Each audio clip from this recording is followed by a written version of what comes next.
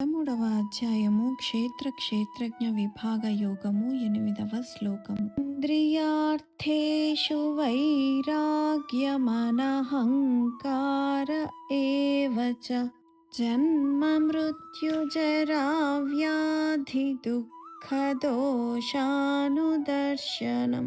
పర్యము. ఇంద్రియార్థములయందు వైరాగ్యము అనగా ఇహపరలోక భోగములన్నింటియందును ఆసక్తి లేకుండుట.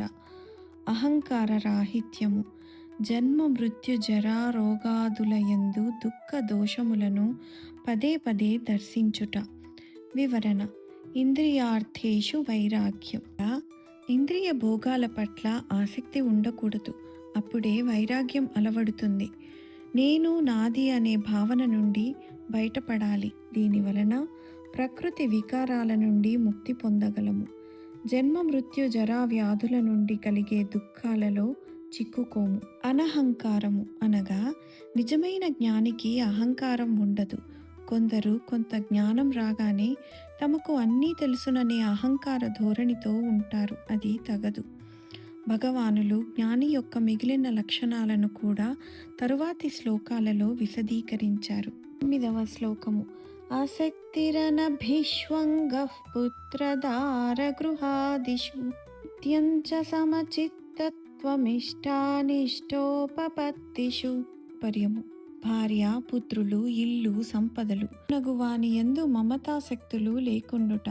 ఇష్టానిష్ట వస్తు ప్రాప్తి వలన ఎట్టి మనోవికారములకును లోనుగాకుండుట.